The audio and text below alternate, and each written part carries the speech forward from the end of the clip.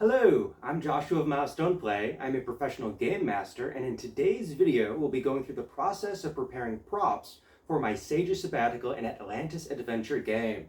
This is the game that I ran for GenCon 2025. The majority of the video will be the design and creation of the researcher packets that all of the players got to take home with them. However, I'll also cover the paraphernalia needed to run the game and all the small rules minutiae that I could hand out on player cards. I signed up to run 4 tables of 6 players each. That's a minimum of 24 copies of this packet I need to make. Adding in extras for mistakes in the production line, a player choice at the final table so the last player isn't left with the packet no one wanted, and then I also want a copy or two. Let's round up to 30 copies of this packet I need to make. That's a lot of work, let's get going.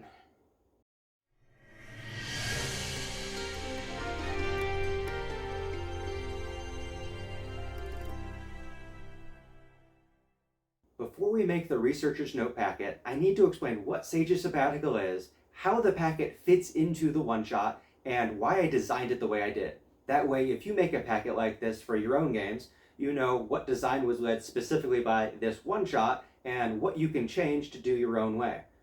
If you're just looking to see the prop being made, you can jump to that timestamp right there. My Sage's Sabbatical games are one-shots based off of pop culture adventure films. I take the premise of a film that players already know and give it a D&D twist that they get to join in the adventure. At previous Gen Cons, we've done a Grail Diary adventure based off of Indiana Jones and the Last Crusade. We've done an El Dorado adventure where we made a map for all the players to take home. You can see the video right up there. And this year we're doing Atlantis the Lost Empire, an Atlantis adventure where we get copies of researcher notes similar to the Shepherd's Journal.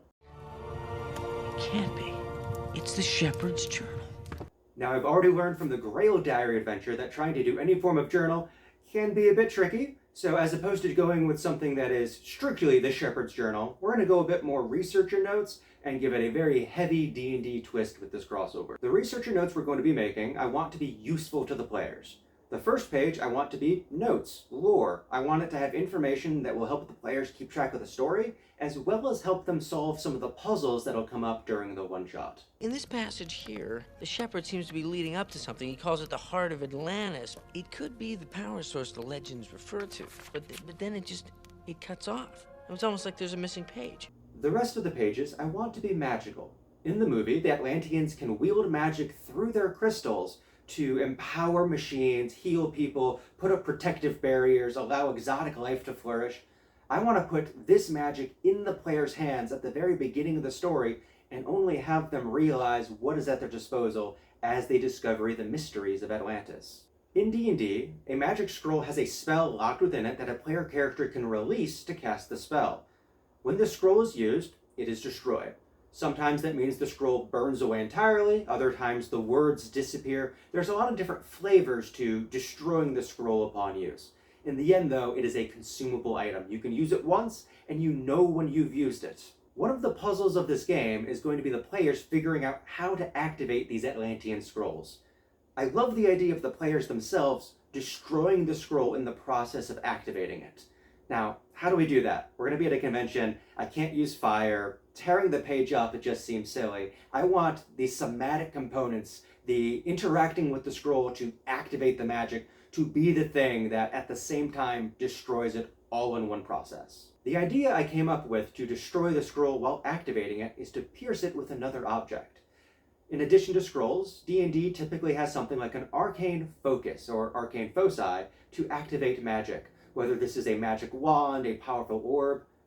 Well, in the Atlantis movie, they have those crystals. Maybe piercing with a crystal could do it. Now, that's not going to work too much. I do have this type of crystal, but taking that to 4 different tables, as well as test play tables, that might lead to some problems. People might drop it, might break it. It's not as stable as I would like. However, I had a second idea. In the original myth, Atlanteans had a great supply of a fictional precious metal known as orichalcum. This led to them having a paradisian living situation until their fall. Now, in a lot of retellings of the Atlantis myth, where different genres will just take it and use it for their own, kind of how I'm doing here, this orichalcum is used as a mystical, magical material to allow for archaic magic, for great and powerful things. Well, that's what we're doing here. In my own D&D games, I actually use orichalcum as a material from the far realm that you can use to enchant items and be enchanted, though it's quite chaotic. Whenever I describe orichalcum, I describe it as a very orangish, rusty metal. Now, while that crystal won't work for us trying to pierce the paper without causing problems breaking things at the convention center, I do have this orange stone pyramid from when I was a child. And if you place it on the table, you can... Yeah, that seems to work. Now, to be honest, I tested this many times, not only here on camera, but beforehand. I tested it many, many times. I wanted to make sure that this idea would work. No matter how you were holding the page, how you were positioning the paper, that you could get a split in the page that looked really nice. I wanted this to look like it was intentional. When a player did it, they already knew that they succeeded on doing the thing. So this is a start. Well, now that the method is put together, now I need to actually make the notes. How do I want to make the notes? Our design goals for these two scrolls is a strong central design to focus player gaze and a cryptic label on each scroll for PCs to later decipher. I know that I want the players to decipher the Atlantean language as a callback to the movie. The Atlantean A spiral around the dot serves as a strong bullseye design for piercing the paper. I can then encircle it with the transliterated words of the spells I want to give the players.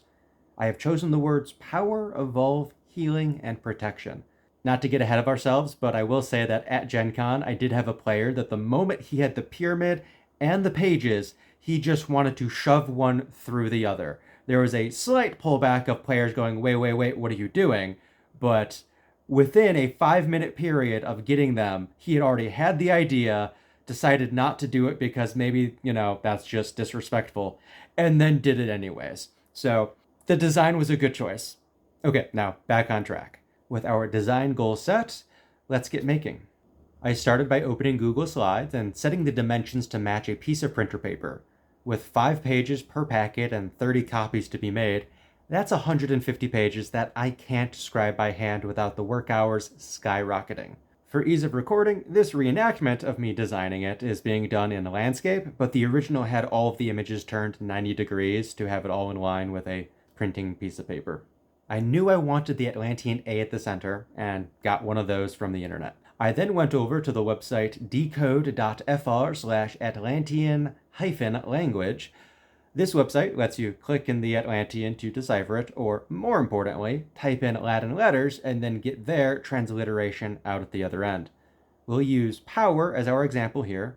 Copying the symbols, we then return to the slides. Pasting them over here, we can then separate them out. We'll be putting the P at the top of the sigil, and the rest spiraling around clockwise. This placement should help the players figure out the word when they're deciphering.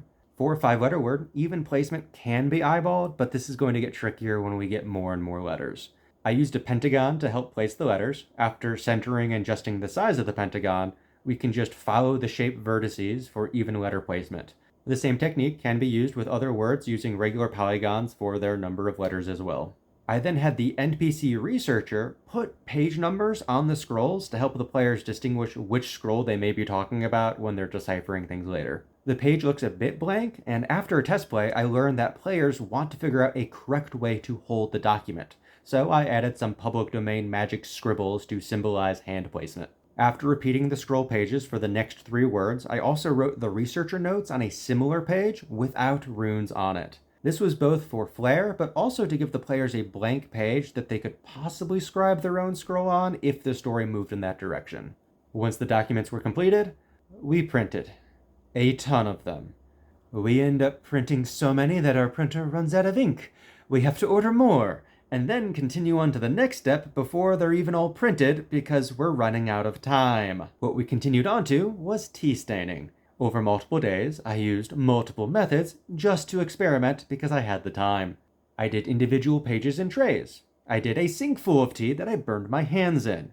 Back to trays of tea where I slowly added pages one at a time. I tried almost every method except pouring tea onto a stack of paper. I know that doesn't work because of the map making video. The inner block is untouched. Always submerge one page at a time, whatever your method. After letting the pages soak, I also experimented with drying. Oven drying, air drying with a small fan, putting them in front of the air conditioner. This is generally the time of year that my living space looks like I'm the wacky villain of the week on season 7 of a crime drama. Tea stain, dry, repeat. Tea stain, dry, repeat. Also, make a pizza because you've been working nonstop for 8 hours. After getting your ink refill, take a moment to learn that cheap ink may not affect your homework, but it will affect papers you intend to deliberately submerge in water. Turns out, this ink bleeds, making the second batch of papers lighter in the script and gray-tinged instead of brown. Not a bad thing, just a different aesthetic. After completing all the papers, the sheets were organized by page number and aesthetic. Packets would be assembled of pages that most shared the same aesthetic. The packets would then be separated into groups with mixed aesthetics, so every table would have all types to choose from. Some players liked the first batch of crisp letters in brown paper.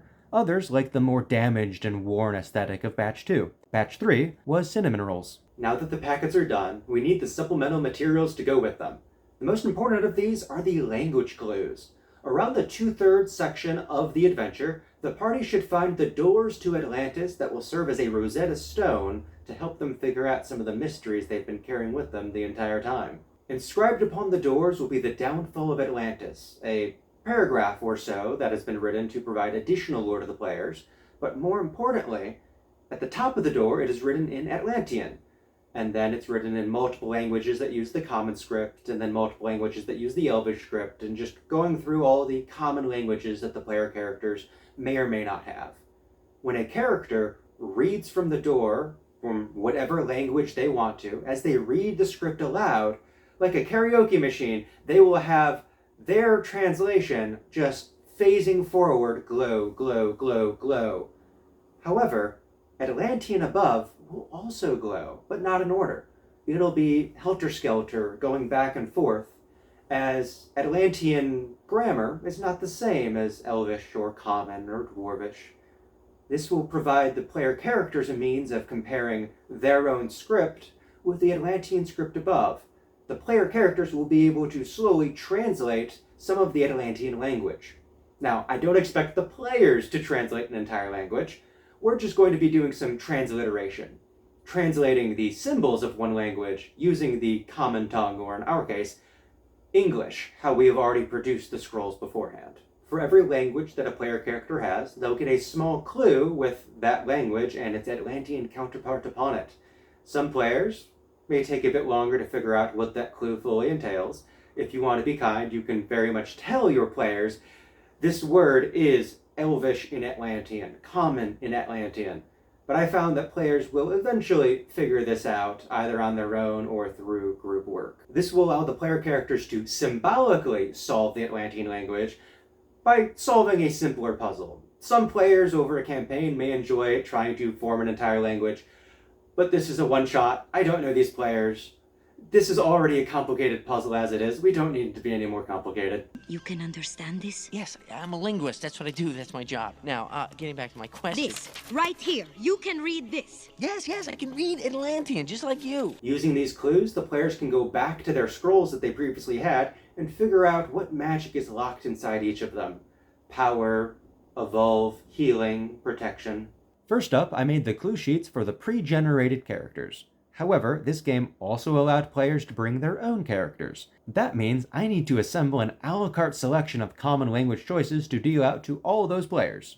After finishing the languages, I moved on to the Evolve transformation. During the test plays of the adventure, I had shelves of thousands of minis to tell players to select a mini from. For the real thing, I'll need to narrow it down to categories of transformation so I can hand over a simple sheet of bonuses to add to their character sheets. I then assembled the enemy stat blocks I would need. All of this would be assembled into a binder using dividers and trading card pages to hold all of the miniature handouts I would need. I would also need to make a mid-game battle map. For all of the test plays I did at my local game store, they had battle maps and minis and all these wonderful things that I can't fit in my luggage to take to GenCon. So I would make these between leaving for GenCon and GenCon starting. Now this is meant for a battlefield on the side of a snowy mountain with multiple cliffs and ledges. As opposed to just having black and white, I used a bunch of colors to make it easier for players to distinguish which level of a cliff they're on, so they know if they're on the same level as another player character, or if there's 10 feet between them, 20 feet between them. The colors just make it easier. And then all those little gray swoopy areas, those are ice slides. Going up the cliffs, pretty hard, but if you go to an ice slide, you can transfer levels very quickly. That's all the materials I made for my Sage's Sabbatical adventure this year at GenCon. The players really seemed to enjoy it. I got really into this idea that players aren't supposed to break things. Either something is expensive, or the game master put a lot of time into making it. And getting players to get over that mental hurdle of we're allowed to destroy this was a lot of fun. And when it happened, players would be scrambling across the table to get the small little pyramid to do it themselves. They realized that this was not a taboo. Now, I got really into this idea. I got really into having that eye-opening moment that turns out there are some players that very much don't want to break the prop. And for about, I'd say, 5 to 10% of the players, that this was something that they did not enjoy. And especially if I was getting really into the moment and being a bit pushy, trying to get them to realize, yes, do it, not the best situation. And so very much a situation of I got more into the idea, and the more I got into it and the more players got excited by it, I stopped seeing the other 5-10% that didn't enjoy the concept, didn't like having to break an object, didn't like having to destroy something that they wanted to keep in pristine condition. So that was also a learning moment for me. So yeah, this is what I made, and in the end, you actually got a small, tiny GM diary about me learning from another mistake that I've made. What's good for that 90-95% of players isn't always good for that final 5-10%, and you have to be aware of that situation, and hopefully I'll be more aware of it in the future. Thank you for watching, and thank you to our patrons for supporting videos like these. There are links down in the description to join our Discord or see other upcoming games. Thank you so much for watching, and have a lovely.